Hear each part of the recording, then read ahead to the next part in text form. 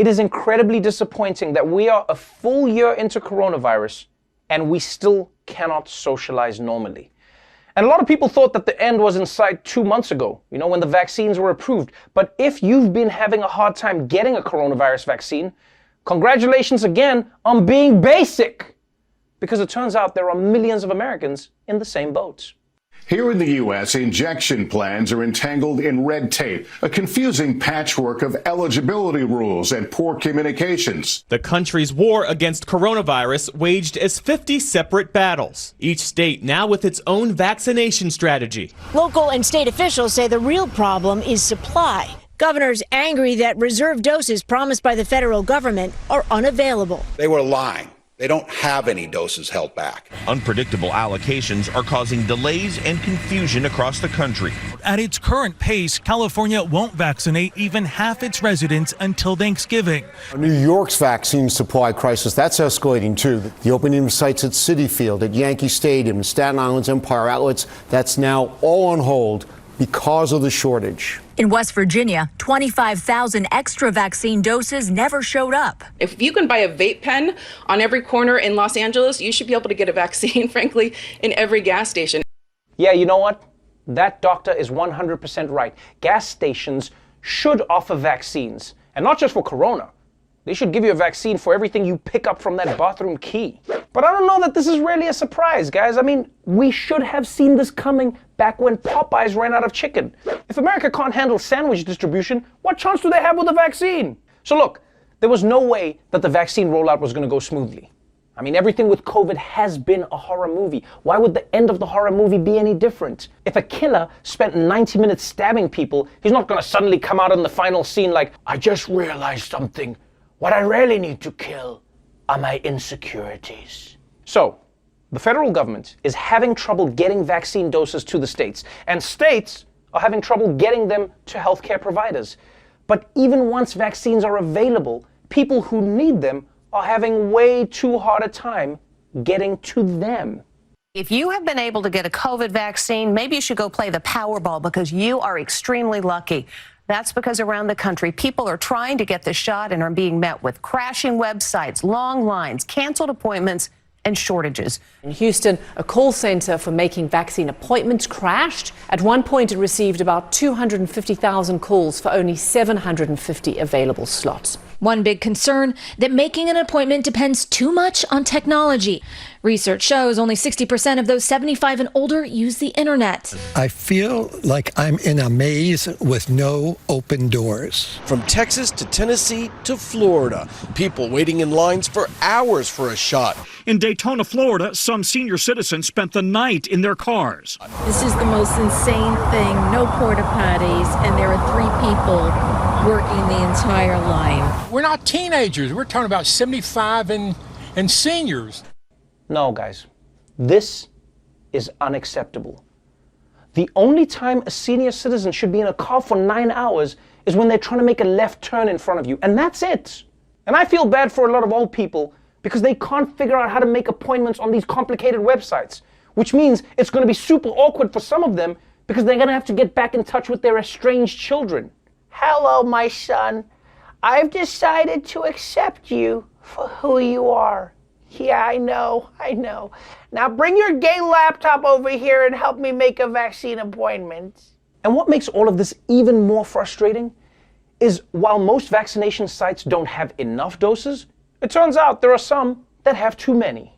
Wasting valuable vaccine doses, it is a problem that understandably has officials concerned. In some places across the country, leftover doses have been thrown out. Doses that could have been given to anyone wishing to get vaccinated, but not yet eligible to get the shot because they don't fit the demographic criteria. Healthcare workers here in Massachusetts were just forced to throw doses out. That's because people aren't showing up for their appointments and the vaccine is going bad. Regular guy David McMillan randomly got a Moderna shot at a D.C. grocery store when first responders missed their appointment. A healthy 26-year-old was in a Brooklyn clinic for a coronavirus test and was told there was 1 vaccine dose left for anyone who wanted it. There was no one there. I mean, they were about to close the clinic for the day. It was my arm or the garbage. This is wild, people. You've got 75-year-olds waiting overnight in their cars, And then you've got 26-year-olds stumbling into a vaccine because someone missed their appointment, which, by the way, raises the question, who is missing an appointment for a COVID vaccine? What else are these people doing? Are there really people out there who are like, I mean, sure, I have a vaccine appointment at 3 p.m., but I also have this cat birthday party I'm supposed to go to, so... And look, I don't mean to be a hater, but could the scientists not make vaccines that don't go bad this fast? I mean, it's the most advanced technology on Earth, but then at the same time, they age like avocados? Hey, I just cut open an avocado. Would you like some? You know what? Too late, it's rotten now. Now, it may not surprise you that the problems with the vaccine rollout are not affecting everyone equally. It's a basic fact of life that people with money can too often jump to the head of the line. And it turns out COVID vaccines are no different. It's been difficult for a lot of people to get a vaccine because of the shortage in doses. So some are getting desperate, trying to find the vaccine on the black market. Doctors in Los Angeles are being offered up to $25,000 in exchange for early access to the vaccine. This cybersecurity expert uncovered these ads on the dark web. COVID vaccines available. This one for $500. This one $1,000, even offering overnight delivery. Some wealthy and well-connected people are trying to cut the line. In Florida, officials are investigating reports that a luxury assisted living facility offered and vaccinated its board members and wealthy donors out of turn. Since Florida does not require people seeking vaccines to be U.S. citizens or even Florida residents, it's led to some visitors coming from abroad to get vaccinated. Critics call it vaccine tourism.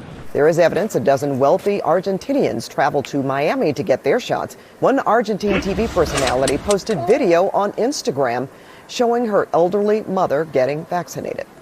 Oh man, this is not where America wants to be. It's so poorly run that people from other countries are just waltzing in, plundering its resources, and leaving. Ha ha! Not so much fun when it happens to you, senor bitch. But look, I'm not surprised that the wealthy are finding a way to game the system. I will say, I'm not really sure that these people should be trusting a black market vaccine that they found on the dark web. Thank you so much. Wait, hold on. Is vaccine supposed to be spelt with a K? Hey, do you want vaccine or not? So, there's no denying that the vaccine distribution is going badly for a whole host of reasons. But it does not have to be this way. Because America has a history of mass vaccination programs, and it turns out they've been pretty successful in the past. For centuries, the smallpox virus ravaged the globe. So when a new outbreak hit New York in April of 1947, city officials launched an urgent offensive, vaccinating more than 6 million people in less than a month. Vaccination stations were set up in all municipal hospitals and clinics, every police precinct station house, and in private factories and offices. The idea that you could vaccinate 6 million people in that short period of time is stunning. It's an absolute public health triumph that they were able to do this. They saved thousands of lives. At the current time, probably the government doesn't have the kind of public health infrastructure that they would need to be able to do this. Okay, honestly, guys, that is a little embarrassing. America can barely get its vaccination program off the ground, but in 1947, New York managed to vaccinate 6 million people in a month. And sure, it was easier to vaccinate 6 million people back then. There wasn't shit else to do, you know? There was radio and like 3 TV channels. Getting stabbed with a needle was the most exciting thing you could do with your day. But the point is that America had the infrastructure and the healthcare system to handle such a huge task. Although, it was 1947, so that means everything still had cocaine in it. Hey, you want a vaccine? Boom, boom, boom, boom. Who needs a vaccine? Everybody got a vaccine? All right, I'm gonna go grab more of those sodas that make me happy. And while it might be depressing to see that things are worse now than they were 70 years ago, it also shows you what America is capable of when it rises to the challenge. So America, I say to you now, let's learn from the past. In fact, you know what? I'm gonna travel back in time to the 1940s when things were better with vaccinations and pick up some pointers. They called me the N-word. By By now, everyone knows that there are a few ways to try and avoid catching this disease. You wear a mask, you observe social distancing, and if all else fails, you roast coronavirus so hard that it doesn't want to come near you. Damn, look at you, Corona! You got so many zits, it looks like you exfoliate with pizza crust! No, don't cry. Now I feel bad. Oh, and of course, another big one, do not gather indoors for parties, no matter how important the event is. A small town in Chile is dealing with a COVID outbreak that all began with a celebration for a feline. Health authorities say 15 people came down with the virus after a birthday party for a cat. 10 actually attended the party, and 5 others are friends or family members of the cat's owner. The birthday cat was not infected. God damn, these people got COVID from a cat birthday party? Yo, that's the most embarrassing thing I've ever heard. I don't want my last words on my deathbed to be, "Tell Mr. Whiskers I had a great time." This is such a weird story. First of all, because I can't believe someone who would throw a cat birthday party actually has friends. And secondly, cats don't even like parties. When have you ever seen a cat who's like, "Ooh, a room with loud humans in it. I hope one of them straps something onto my head, meow." Just because we have a vaccine for the coronavirus doesn't mean it's going away immediately. In fact, right now, it's only getting worse. The urgency of the vaccine effort is even more critical this evening, a race against time as those new and more contagious strains of the virus spread. COVID-19 has been mutating throughout this pandemic, and in recent months you've had these disturbing variants emerging that have been discovered in the UK, here in South Africa, in Brazil. Epidemiologists warn with the new variants, even brief interactions like an outdoor chat without a mask or having a cup of coffee indoors can increase your transmission by up to 70%. Authorities still don't know why the new variants are so contagious. So as an extra layer of protection, they recommend wearing 2 masks. Whew. Coronavirus is one hell of a competitor, man. It's like Michael Jordan. You know, it heard we made a vaccine and Corona was like, and I took that personally. Because so far, there's 3 major variants out there and new ones are popping up all the time. Like pretty soon, we're gonna need a sommelier to tell them apart. Ah yes, here we have a 2021 from the foothills of Wales, very strong. If you give that a smell, you'll notice that you can't smell. But because these variants are so much more infectious, authorities are now suggesting that everybody wear 2 masks, which I think is a great idea, especially for America. Because when experts said wear a mask, half the country was like, hell no, that's my freedom. So if you tell them to wear 2 masks, then people are like, screw you, I'm only wearing 1 mask, libtard, ha ha! And it turns out these new variants are hitting particularly hard right now because a year of restrictions has gotten people tired of that lockdown life. The new COVID lockdown in the Netherlands has sparked violent protests that continue tonight.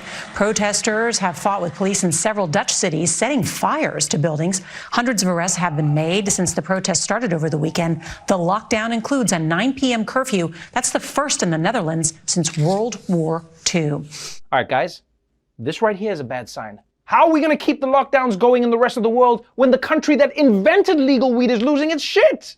I mean, the Netherlands are supposed to be one of the chill countries. Think about it. How often do you hear, careful, careful, you don't want to mess with that dude. He's Dutch. The Dutch are super nice. They're so nice they named paying for things together after them. You want to be an asshole or you want to go Dutch? But yeah, of course people hate lockdowns. I mean, even just the name, lockdown, sounds like something you should get mad about. What they really need to do is rebrand lockdowns, you know? Make it more appealing. Like call it a nationwide slumber party, or extended cozy time, or the pretend you're an indoor cat challenge. Of course, lockdowns are always a temporary fix. The real solution is gonna be getting everybody vaccinated. And one country is showing everyone else how it's done. The world's biggest success story right now, Israel. Israel is a relatively small country, but it has administered far more first doses. Israel continues to lead the world in vaccinations using the American-made Pfizer or Moderna vaccines. While in most countries around the world, you have to be part of a priority group to be vaccinated, Israeli clinics have been giving out any remaining doses to the general public after the day's scheduled appointments end for priority patients. Everything is done through our phones. We all get notification where we can receive the vaccination, and it worked very, very well. Wow.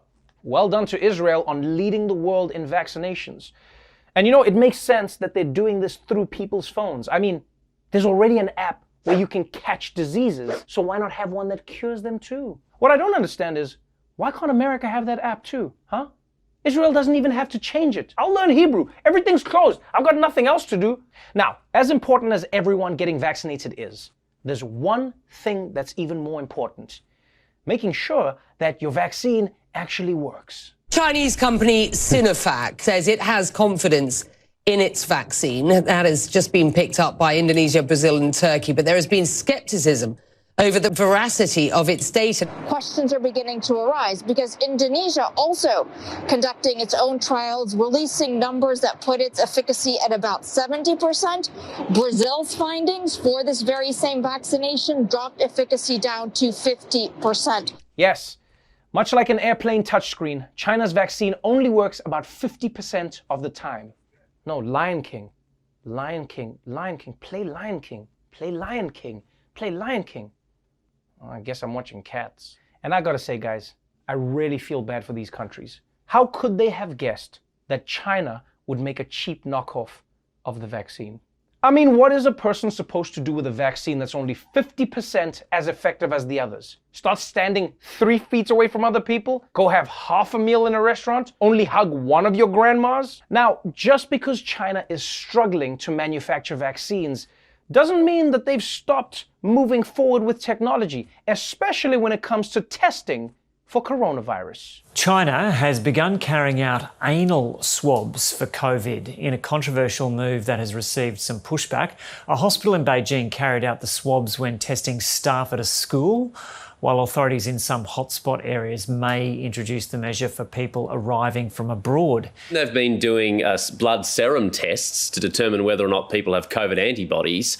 And in some places, including a Beijing hospital, they carried out anal swabs with the idea being that the presence of the virus in excrement is longer to detect than if you do, say, a mouth swab. You know what? There's a point at which I would rather just have the coronavirus. Although I can't say I'm surprised to hear this. I mean, scientifically speaking, the anus is the nostril of the butt.